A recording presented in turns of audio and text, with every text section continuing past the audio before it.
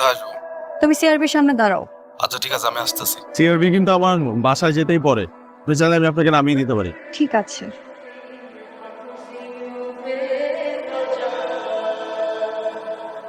অনেক ধন্যবাদ আপনাকে। Best of luck.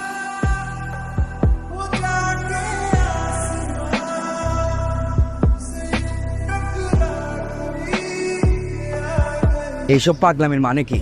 পাগলামি মানে? কোথায় তুমি খুশি হবে যে আমি ঢাকা থেকে চলে এসেছি, উল্টা এসবকে পাগলামি বলছো? আমার পক্ষে এখন বিয়ে করা সম্ভব না। আমি কোনো চাকরি বাকরি কিছু করি না। তোমাকে রাখবো কোথায়, খাওয়াবো কি? আর তুমি জানো না আমার মা কিরকম? বাহ, খুব ভালো। 3 বছর প্রেম করেছো, তখন এসব মনে ছিল না? তখন তো খুব বড় বড় কথা বলতা, বাবার ব্যবসা দেখবা, যাই হয়ে যাক না কেন একসাথে থাকবা। যেই এখন বিয়ের কথা বললাম, সিংহ থেকে হয়ে গেলাম বিড়াল। ও, এখন আমি বিড়াল না? কেন আমি তোমাকে বলি নাই 1 বছর ওয়েট করার জন্য? বলি নাই? তুমি ওয়েট করতে পারতেছো না, সেটা তোমার প্রবলেম, আমার তো প্রবলেম না। তুমি জানো না আমার বাসার কি অবস্থা? লজ্জা লাগে না সবকিছু জানার পরে এটা বলতে? এই চলো, তুমি আমার সাথে চলো। কোথায়? কোথায় মানে? বাসে স্ট্যান্ডে। ঢাকায় চলে যাবা। আমার পক্ষে এখন কিছু করা সম্ভব না। লজ্জা লাগে আমার এটা ভাবতে যে তোমার মতো ছেলেকে আমি ভালোবাসছি। তোমাকে আর কষ্ট করা লাগবে না। আমি একা আসছি, একাই যেতে পারবো। তুমি যাও, তোমার মায়ের কোলে গিয়ে বসে থাকো। ইরা, খবরদার আমার নাম নিবা না। তোমার সাথে আমি কোনো সম্পর্ক রাখতে চাই।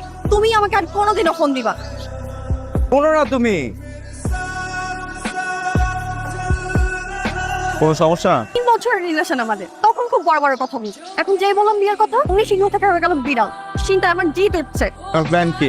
জানি না, 3-4 মাস আগেও সব ঠিক ছিল। যে আমার ভার্সিটি শেষ হলো, অমনিও এমন করা শুরু করলো যে আমাদের ছেলেগুলোই আসলে খারাপ। আপনি আমাকে গালি দিচ্ছেন কেন? মানে? আমিও তো চিটাগংয়ের ছেলে। চিটাগংয়ের ছেলেদেরকে খারাপ বলে আমারও গায়ে লাগে। সরি, আসলে মাথা ঠিক দে। আচ্ছা, ও আমার সাথে এটা কেন করলো? আর তো বিপদে পড়লে বন্ধুর জন্য এর থেকে বেশি করে। আর এই স্টুপিডটার জন্য আমি বাসা থেকে এত ঝামেলা করে বের হলাম। আচ্ছা, আপনি সব বাদ দেন, বাসায় কল করেন। এখন ওখানে কি অবস্থা? আচ্ছা, এখন কি বাস পাবো? এখন পাবেন না, রাতে পাবেন। তাহলে এখন কি হবে? যেতে যেতে তো ভোর হয়ে যাবে। আর আম্মুকে ফোন করে তো আম্মু বান্ধবীর সাথে কথা বলতে চাপ। আমার তো এখানে কেউ নেই।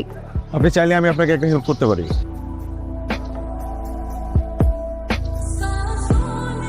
ইরা হচ্ছে আমার বোন শিখ।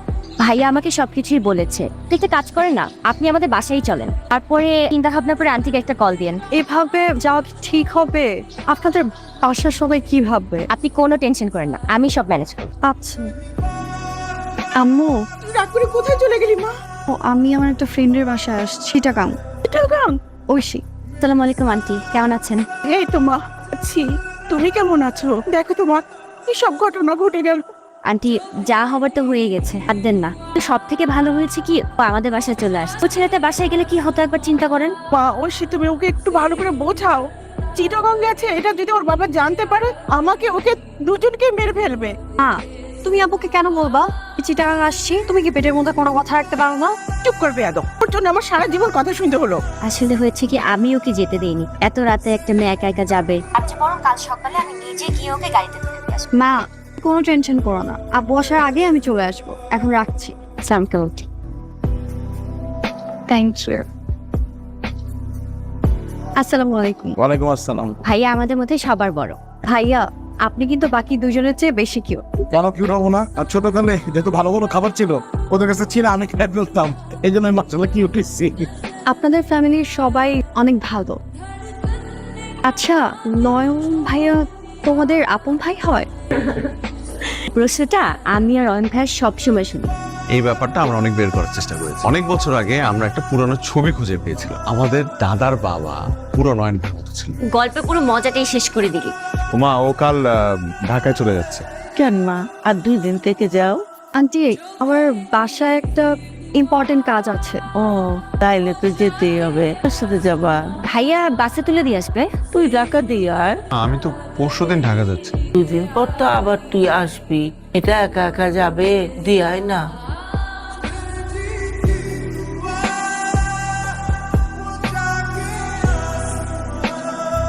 কোথায় গেছিলি তুই? আব্বু, মানে আব্বু, উনি আমার বান্ধবীর ভাই, ওকে দিতে আসছে। তুই আসিস না? বলবো এগুলো বাবা সরি। ছিল, আপনি কি বাবা?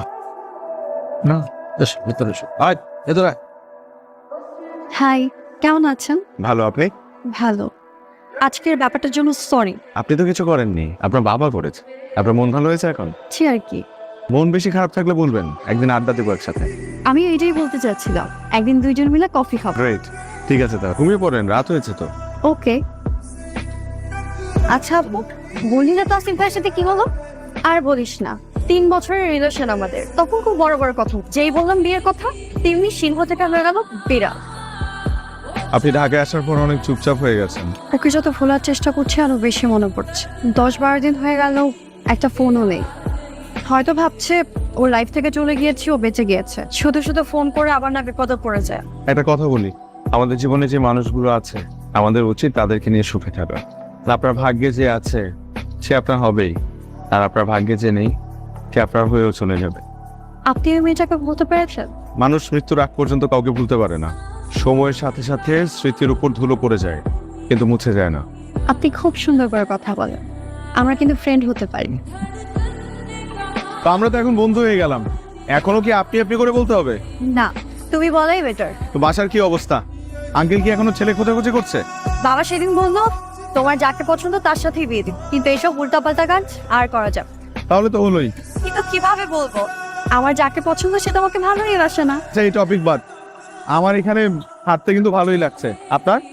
আপনি না, তুমি। ও সরি, তোমার? আমারও প্রকৃতি আমার খুব পছন্দ। তাহলে একদিন একটা খুব সুন্দর জায়গায় নিয়ে যাব আপনাকে। তুমি আচ্ছা সরি। ভালো জমে উঠেছিল আমাদের বন্ধু। তারপর দুজন একদিন প্রকৃতির সাথে দেখা করতে গেলাম। আজকে আমাদের বন্ধুত্বেরও 1 মাস পূর্ণ হলো। ছুরি তো আনি নাই, কেক কাটবো কি দিয়ে? এটা দিয়ে ট্রাই করি। সিরিয়াসলি? হ্যাঁ।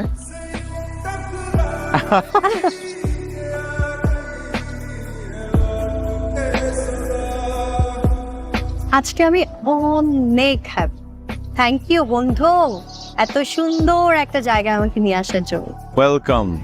ও আগামী মাসে আমি ফ্রেন্ডদেরকে নিয়ে একটা বেস ক্যাম্পে যাচ্ছি। ওয়াও, আমার অনেক ইচ্ছা ছিল। ভার্সিটিতে যখন পড়তাম আম্মুকে ট্যুরের কথা বললেই বলতো হাজবেন্ডের সাথে যাব। এখন টাইম তো অনেক চেঞ্জ হয়েছে, বলে দেখো। কে কে যাচ্ছ? আমার ফ্রেন্ডরা, ওদের একটা টিম আছে, সবাই সবার গার্লফ্রেন্ড নিয়ে যাচ্ছে, আমি একা। ওখানে আমরা দুইজন গেলে তো কাবাব মে হাড্ডি হবে। জি না, আমরা দুজন গেলে সব থেকে বেশি মজা আমরাই করব। আচ্ছা, আমাকে একটু টাইম দাও, একটু ট্রাই করে দিই। দিলাম, ট্রাই করে দেখো। তোমাকে দিলাম এ ঘর বাড়ি, বুকের পাজর মনের ক্ষত। তোমাকে দিলাম আমাকে আমি, সুখ দুঃখ স্বপ্ন যত। আমাকে রেখো আমার থেকো, যত দূর যাও আমাকে নিও। তোমাকে দিলাম বন্ধু আমার, ফুল পাখি নদী যা কিছু প্রিয়। কি করছো? এই তো কিছু না, একটু কাজ করছে। কেন? একটা গুড নিউজ দে। হ্যাঁ বলো, তাড়াতাড়ি বলো। বাসায় ট্যুরের জন্য ম্যানেজ করে ফেলেছি। হ্যাঁ বুঝছো, কিভাবে করলে? বললাম ট্যুরের কথা, তারপর তোমার কথা বললাম। মা বাবার সাথে কথা বললো, বাবা তোমার কথা শুনেই রাজি হয়ে গেল। আমি একটা জিনিস খেয়াল করলাম, বাবা তোমাকে অনেক লাইক করে। এটা কি চরের প্রতিদান নাকি? আর কিছু? ওই দিনের পর থেকে মা বাবা দুইজনই তোমাকে অনেক ট্রাস্ট করে। আচ্ছা ঠিক আছে, শোনো, আমাদের হাতে 14-15 দিন সময় আছে, তোমার যা যা শপিং করার করে নাও। আমি কিসে যাব? বাইকে। ওয়াও, আমি অনেক অনেক এক্সাইটেড। আপু কি তোমায় ডিস্টার্ব করিস না। আমি তোমার সাথে একটু পরে কথা বলছি, মা ডাকছে।